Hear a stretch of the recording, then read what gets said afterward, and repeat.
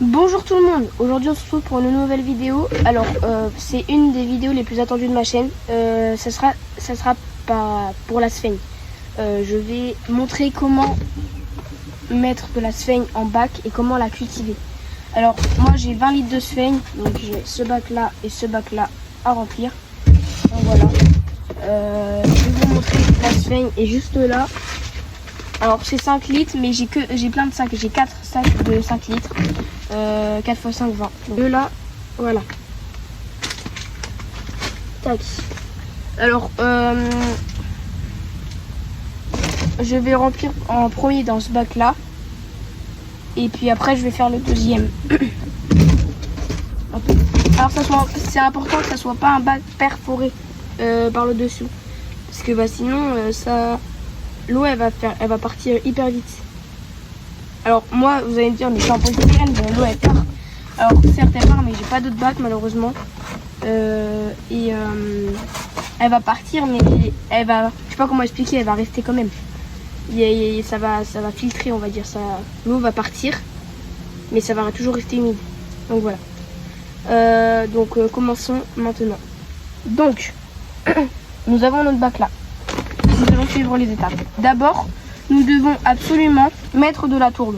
Ça, c'est le plus important. On va venir en disposer dans tout le fond du bac.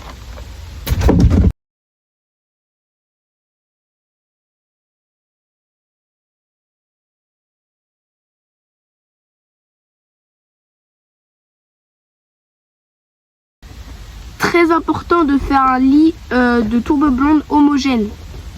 Qui en est bien partout, exactement pareil. Et de bien tasser. C'est pas des plantes carnivores. Alors, il faut savoir que la sphaigne peut pousser sans tourbe. Mais c'est juste que la tourbe, c'est dans leur milieu naturel, c'est là où ils poussent. Et la tourbe, c'est de la sphaigne décomposée. Ça prend plusieurs siècles. Donc voilà.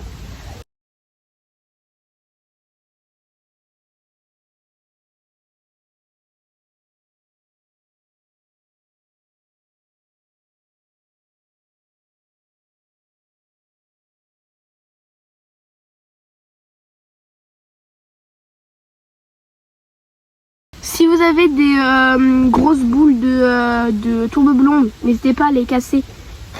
C'est important pour la sphaigne, pour qu'elle puisse bien se développer. C'est pour que ça soit un minimum homogène et que ça soit bien tassé sans voir de boules qui dépassent.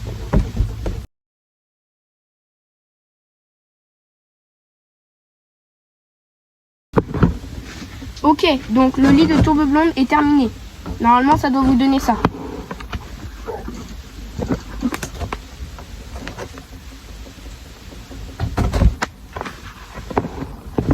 Vous voyez, moi, c'est bien tassé partout. C'est à peu près pareil partout. Une fois que vous avez fait ça, vous allez remplir votre arrosoir. Et puis vous allez venir arroser la tourbe blonde abondamment, histoire que l'eau soit vraiment bien humide. Donc c'est parti, je reviens tout à l'heure. Ok, du coup, donc là j'ai mon arrosoir. Donc on va arroser la tourbe abondamment et je vais vous montrer les résultats que ça doit vous donner. Là j'humidifie bien, histoire que la tourbe soit vraiment gorgée d'eau.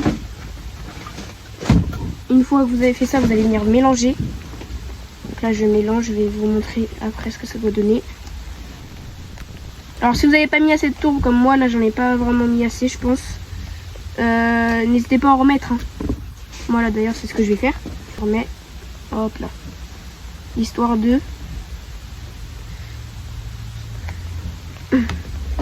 Alors la sphaigne, je tiens à le dire, pourquoi c'est important de les cultiver quand on cultive des plantes carnivores. Mais même des plantes tout court. Hein. C'est souvent utilisé la sphaigne parce que c'est antibactérienne.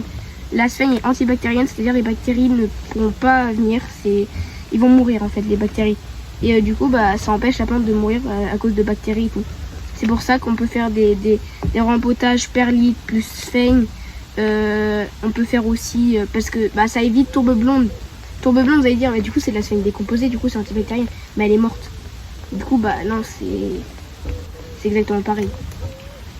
Donc voilà, j'ai à peu près fini mon mélange.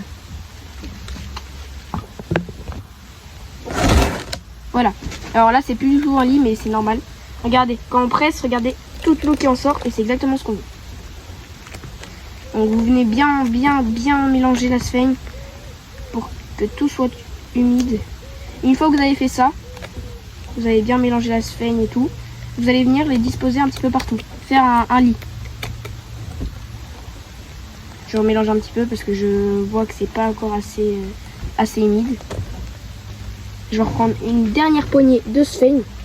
De Turbo Blonde, pardon. J'ai pris un t-shirt blanc, mais bon, c'est un t-shirt sale. Dans tous les cas, elle est lavée. Hop là. Voilà. Donc ça doit vous donner ça à peu près. Tac. Donc une fois qu'on a fait ça, vous allez venir faire un lit.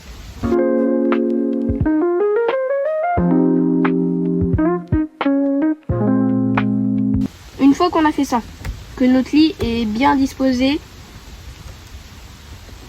là, on peut remettre une toute dernière poignée de Turbo Blonde. Voilà, par-dessus. Histoire de...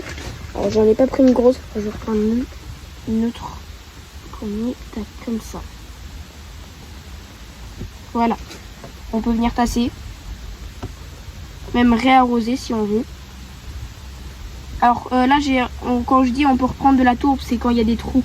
Quand il y a des endroits où il y a trop d'eau ou des trucs comme ça. Moi là, c'est ici, il y a trop d'eau. Donc voilà. Donc là, j'arrose bien. Voilà. Je vais venir mélanger un petit peu. Tac. Mais regardez, il y a de la sphaigne sec. Je pense que c'est la tourbe blonde. Donc j'ai du mal. Tac. Voilà, moi c'est ici que j'ai des trous. Donc une fois qu'on a fait ça, qu'on a bien tout tassé, que le lit est bien formé, n'hésitez pas aussi à bien tasser dans les coins. C'est là où on tasse le moins, où c'est le moins bien. Voilà. Tac, tac, tic, tac. Voilà. Donc ça doit vous donner à peu près ça. Un bon lit de Turbo Blonde. Donc une fois qu'on a fait ça, la sphaigne. Donc on est de retour avec notre petit bac de sphaigne ouvert. Alors une fois qu'on a fait ça, vous pouvez bien le voir parce que j'ai mis ouvert. Voilà.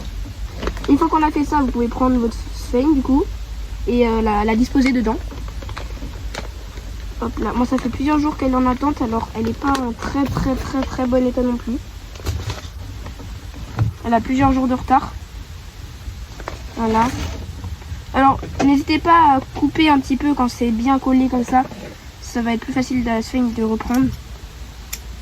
Puis après vous pouvez venir la disposer un petit peu partout. Tac. Vous venez bien l'étaler. Vous venez en mettre partout. Je n'ai pas mis assez moi. Regardez, vous coupez les segments comme ça. Ça pour l'instant. Tac, tac. Vous pouvez, n'hésitez pas à bien tasser. Après je dis n'hésitez pas, mais je vous conseille vivement de le faire aussi.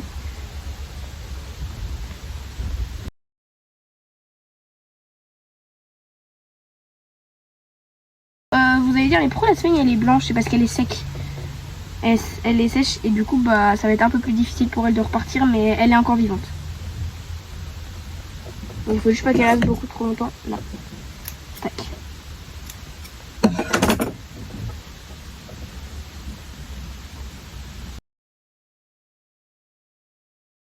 Voilà. Regardez, moi c'est vraiment bien tassé partout. De partout. Voilà. Faut vraiment pas hésiter à vraiment venir appuyer fort si vous le sentez. Faut pas que non plus la sphaigne soit en dessous de la tourbe, parce que sinon elle n'aura plus de lumière. Alors je tiens juste à dire désolé parce que des fois je dis sphaigne au lieu de tourbe. Donc si vous avez quelques trous, vous pouvez revenir en prendre de la sphaigne. Pour moi j'ai quelques trous là. Vous pouvez revenir prendre de la sphaigne. Tac, pour la disposer ici.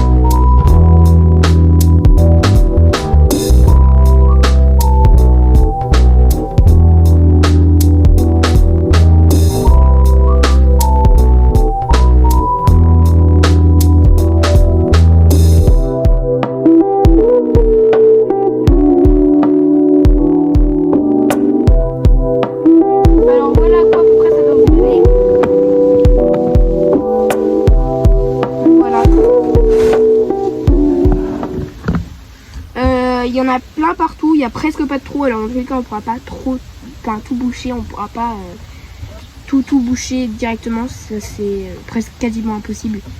Bon, au moins il y en a suffisamment. Donc voilà. Alors juste là par exemple quand vous en faites tomber, c'est pas grave, essayez d'en faire tomber le moins possible de la sphaigne. Si vous en faites tomber, vous pouvez le remettre dans le bac. Alors regardez, 5 litres, j'ai 20 litres. J'ai assez pour faire tout ce bac. Mais j'ai même pas fait la moitié du premier sachet. Alors avec 20 litres, je sais pas comment je vais faire. Mais bon, on va s'en sortir je pense. Et moi j'espère. Donc voilà. Donc en tout cas voilà quoi ça doit vous donner.